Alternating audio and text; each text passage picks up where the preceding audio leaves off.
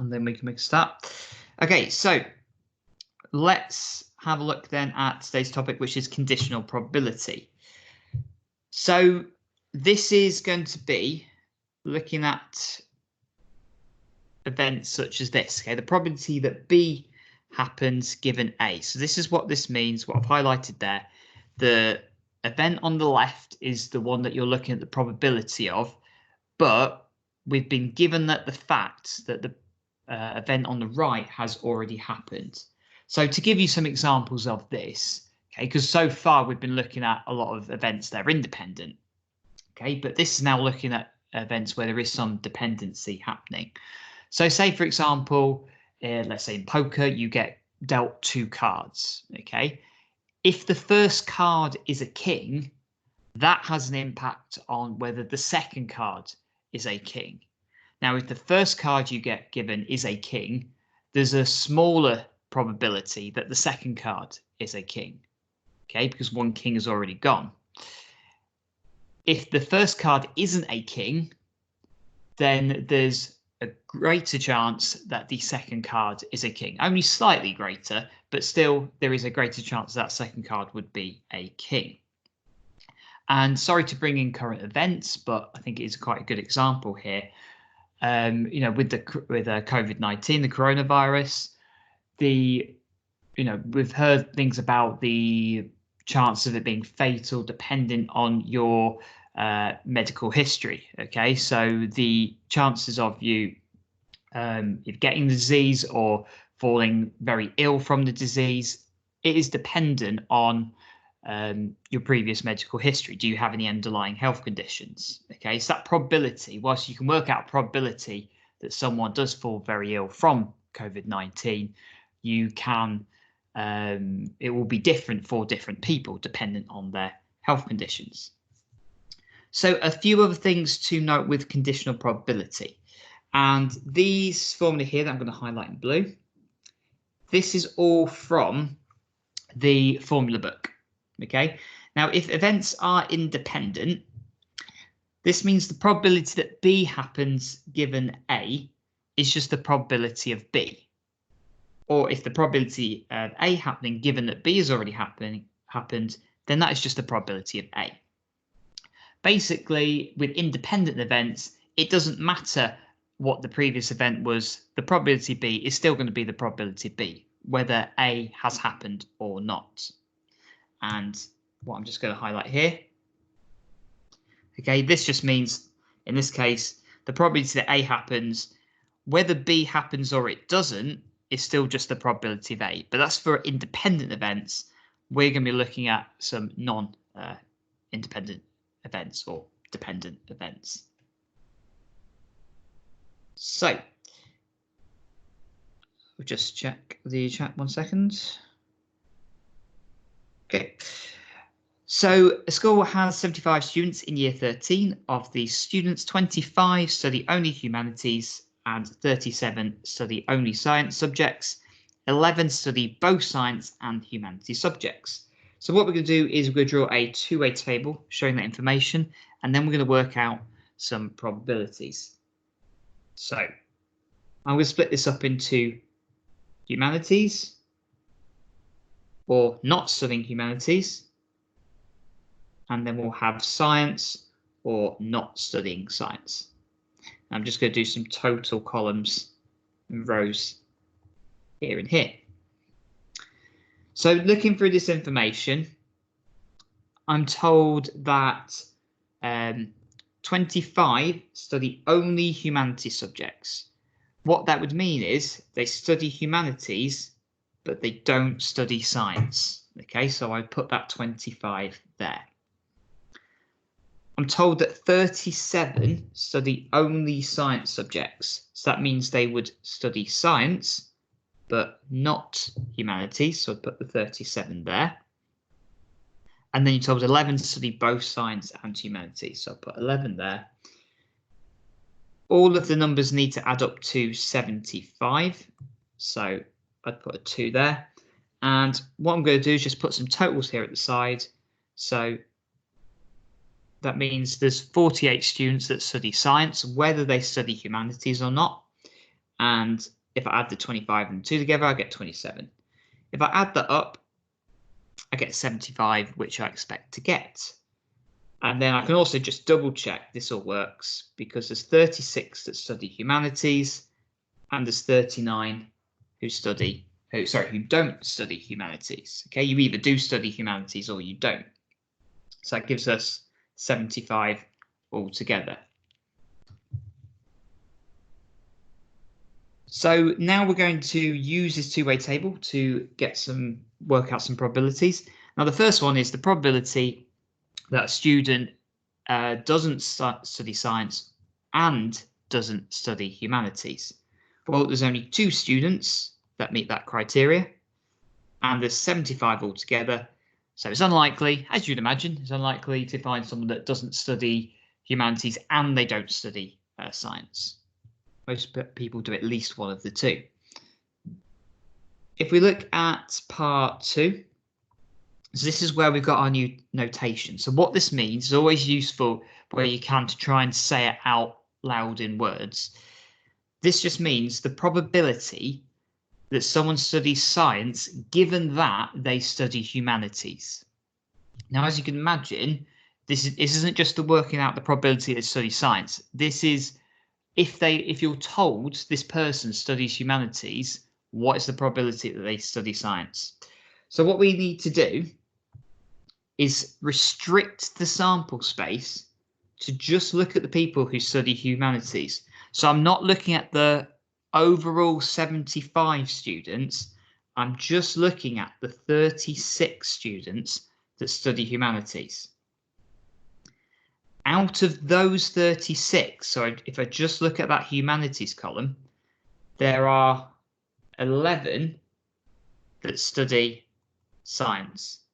So out of those students there, out of those 36 students, there's only 11 that study science. So it'd be 11 out of 36. And as you might imagine, the probability in general someone studying science, is more than half. Okay, it's 48 out of 75 here. But if you're told they study humanities, as you might expect, that probability is actually going to be quite lower. Then finally, we're going to look at the probability that someone studies humanities given that they don't study science. So I restrict this to the 27 people that don't study science. And then out of those 27 people, 25 of them study humanities. Okay, so I restrict it to the 27 people that don't study science, and there's 25 of those that study humanities. So whilst you're just maybe copying down some of those notes, just let us know if there's any questions that you've got, and I'll just wait a few seconds here.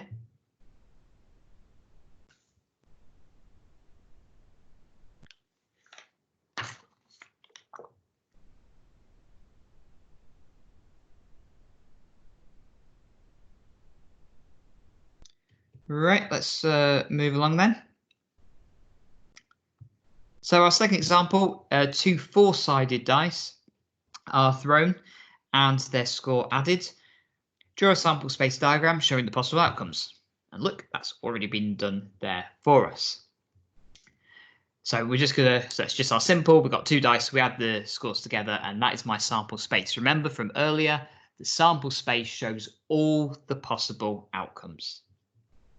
For part B, we're told that given that at least 1 dice lands on a 3, find the probability that the sum on the 2 dice is exactly 5.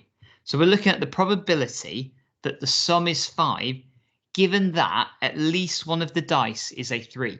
Now, just to make sure you're clear in what this question means, it doesn't say that the first dice is a 3. It means that both dice have been rolled and you're told that at least one of them was a 3. Okay, so you know at least one of the dice was a 3. So I'll just put this question to the chat. Can you tell me what should go on my denominator here?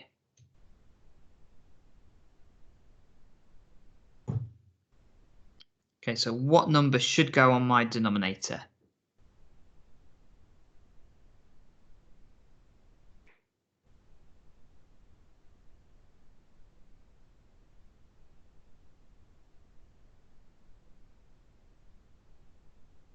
Okay, got one person says 7. Do we agree with 7?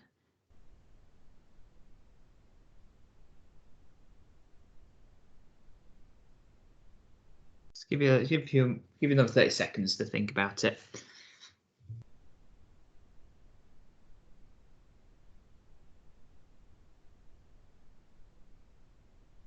Okay, some people agreeing with 7. Let's have a look at why it's 7 then. So if I look at where the 3's are, I know at least one of these is going to be a 3. Okay, so you can see where I've shaded there. There's 7 possible outcomes. So well done if you said 7. 7 is correct there.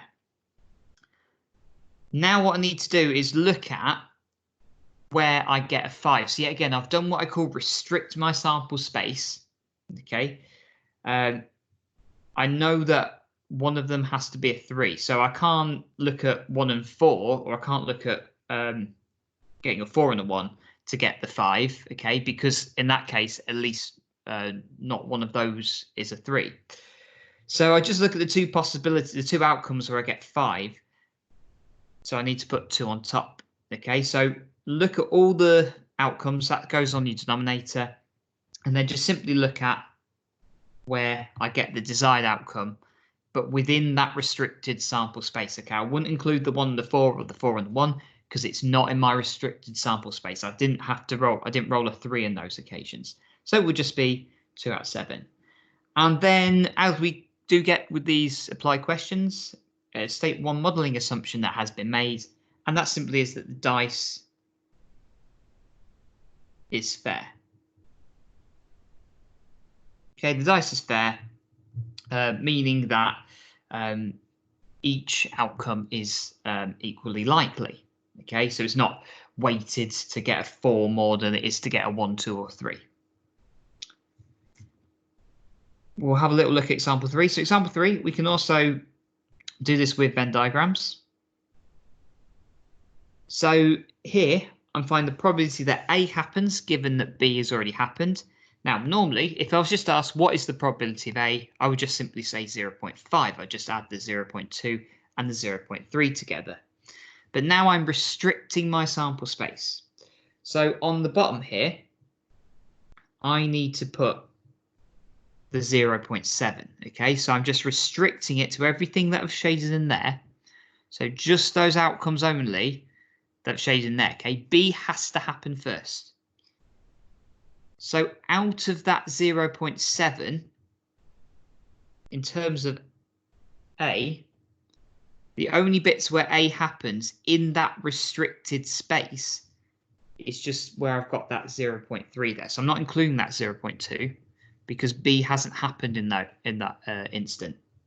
So it's as simple as just saying I've got 0.7 on the bottom because that's my restricted space, and I'll put a 0.3 on top.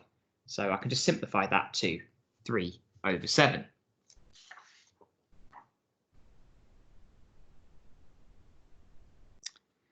Okay, last but not least then we'll do 4 and 5. Okay, so 4 and 5 be a little bit more trickier here. But I'm sure we can cope. A and B are two events such that probability of A is 0.55 and the probability of B is 0.4. And we're also told the probability of A and B is 0.15. So let's just fill in that Venn diagram. The probability of A and B is 0.15. So we put 0.15 in the middle. We'll call this circle A and this circle B. The probability of A is 0.55. So the whole of this circle has to add up to 0.55, meaning that this section here will have to be 0.4. Remember what that section means. That 0.4 means it's the probability that A happens but B isn't happening. And then the B circle, those decimals have to add up to 0.4. So I just need to put a 0.25 there. And of course, I can't forget my 0.2 that's going to be on the outside here. 0.2. Yeah, that's correct. So all that should add up to 1 now. So we're drawing the Venn diagram, and now we're going to find our probabilities. So for the first part, I'm looking at the probability of A given that B has already happened. So I would restrict my sample space to just look at where B is happening. And where is A happening in all of that? I've only just got that 0.15 there. So on the bottom of the fraction goes 0.4. Okay. All the probabilities in my restricted space. On the top is only where A is happening, okay? But within that restricted space. So it'd be 0.15 over 0.4, which I can simplify down to 3/8. If I look at part 2, I'm looking at the probability that B happens given that A or B has already happened. So what I'm going to do here is I'm just going to draw another little sketch, but not actually put the numbers on this time. So if I'm looking at A or B, I'm restricting my sample space to just everything within the circles. Remember, A or B means only one of the events has to happen, or both. Okay, it doesn't mean that both have to be happening at the same time. So basically, A or B restricts me to anything within the circles there. And if I'm looking at the chance that B happens, that's just where I'm putting the 2 crosses here.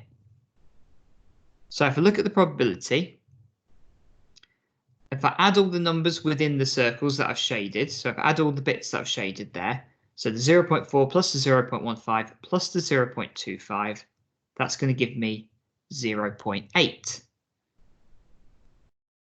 If I'm looking at where B is happening within that restricted space,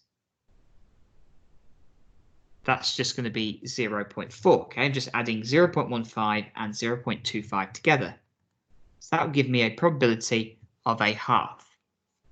Okay, so you can see there that probability B normally was 0.4, but if you're told that A or B has already happened, then it's going to increase your chance of B happening in this instant. Okay, you know for sure that neither has happened previously, so it is going to increase that probability. And then we'll finally look at part 3. So again, I'm just going to do a mini sketch here. So you're given the fact that B hasn't happened, so you need to shade in everywhere where B hasn't happened.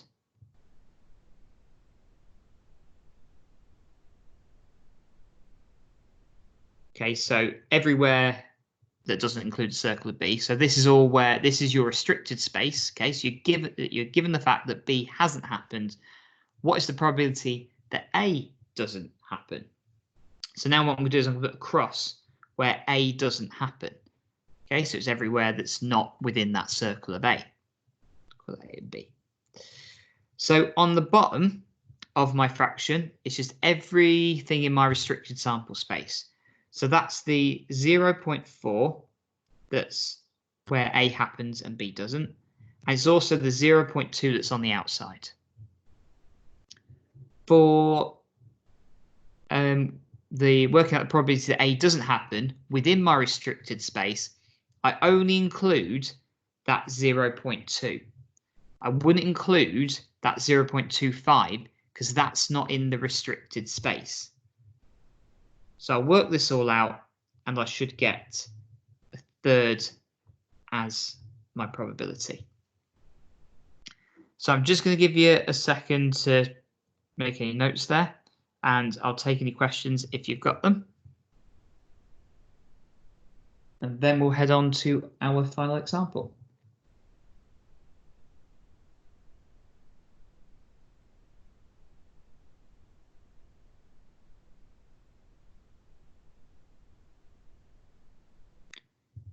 Okay, unless there's any questions, I'm going to move on. Okay, but as you can see, questions like this, diagrams are really important. Okay, drawing diagrams, seeing everything that's happening can be really helpful here. So I'd really recommend that you do your diagrams even if you're not asked to in the exam. They are really helpful. Final example then. So we're given these probabilities of A, B, and A or B, and we're asked to find the probability of A and B. So we could use a bit of algebra. We did this in the previous week. We used a bit of algebra to find one of the missing values. But what I want to try and do is come up with a formula that we're actually going to learn about, and we do get given in the formula book a little bit later on. But I'm told that the probability of A is 0.75, the probability of B is 0.35, and the probability of A or B is 0.9. Okay, so what I'm trying to find for the first part is the probability of A and B. So I'm just going to leave this as a question for you to have a think about for a minute. If I add the probabilities of A and B,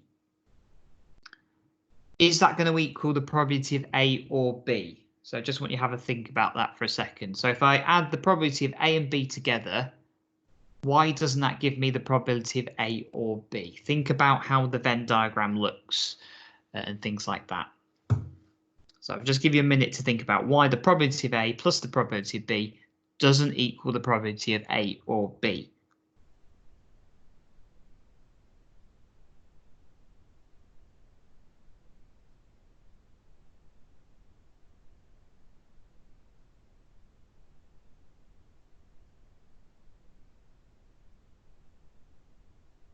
I've got a question about example 4. What I'll do is I'll come back to that at the end.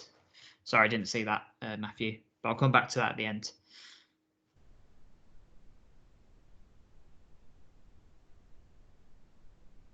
Okay, so excellent.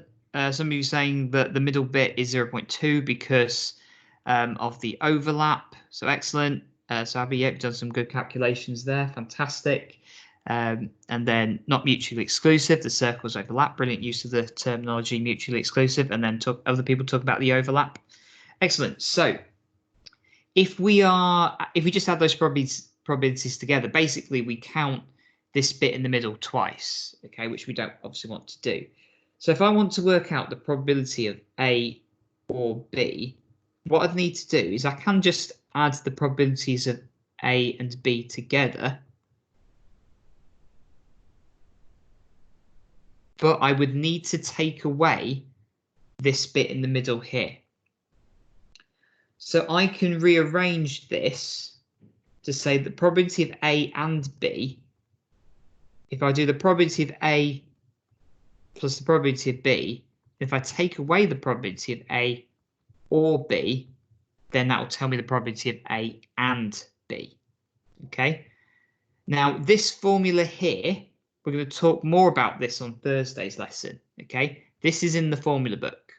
Okay. So you get given this in the formula book. So you could just use that formula, plug your numbers in, rearrange it, and then find it out. But I thought it'd be good to sort of, jump ahead a little bit and discover it for ourselves before we get onto that. So what I'm going to do to find the probability of A and B. So all I've done to get this second equation here, I've just literally added probability of A and B and took away the probability of A or B from both sides. So probability of A is 0.75, the probability of B is 0.35, and the probability of A or B is 0.9. So this means the probability of A and B is 0.2. Okay, and that's our answer for part 1. So now I can put that 0.2 in there. For this A circle, I've got 0.55, and for this B circle, I need 0.15 to make it all add up to 0.35. On the outside, I will have a 0.1. So that was for part 1. For part 2, we're now going to do our work out probabilities given that certain events have already happened. For part 2, all we're going to do to start off with is we're going to restrict our space, given that B has already happened. So I'm restricting it to just these two events. And I put a cross there. I can put this as the crosses where I'm putting here is where A happens, but I can't include that one where it's not in the restricted space. Okay, I can only include that one there. So on the bottom of my fraction, it's the 0.2 plus the 0.15, because that's my probability of B. And on top of the fraction, I'm only putting 0.2. Okay, I can't include that 0.55 because I'm told that B has already happened. So when I work that out, I get 4/7. Final one then, on part 3. I'm given that A hasn't happened. So I'm just going to restrict this to where A hasn't happened. And then I'm just going to put a cross where B is happening. So on the denominator, I just include everything in my restricted space. So that's the 0.15 and the 0.1 as well. Okay, that's everything where it's adding up all together, my probabilities where A isn't happening. On top of the fraction, I will put anywhere where I've got a cross, but that is in my restricted space. So I'm only including the 0.15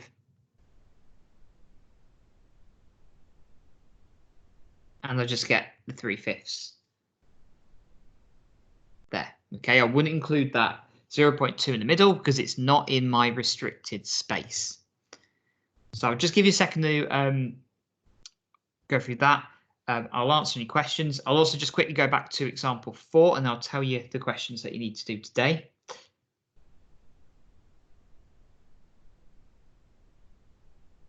So just check the chat.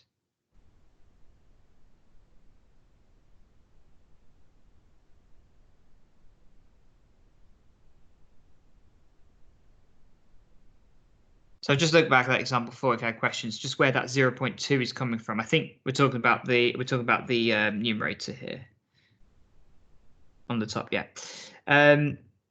that's just because in that restricted space, I wouldn't include that 0.25 there because that's not in the restricted space.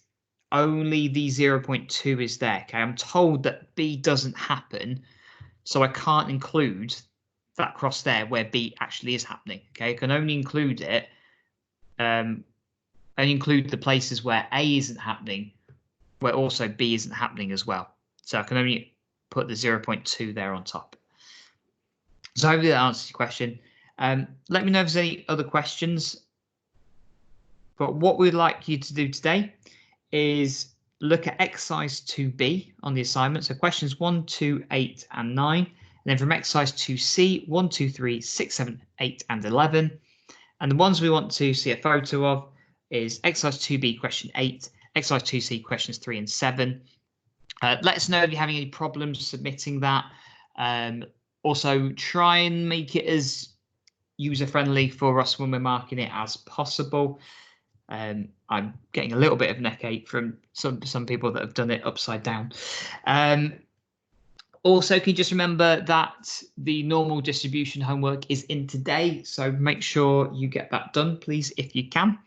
I'll end the recording there, but if there's any questions, please let us know. Remember, we can do just you can talk to us on Teams. We can do audio calls. If you need a bit more input, I can share my screen and show you extra things if you need me to do that. Please do ask us for help if you need it. I'll end the recording there, but I'll just hang about on here for a bit, just in case you have any more questions.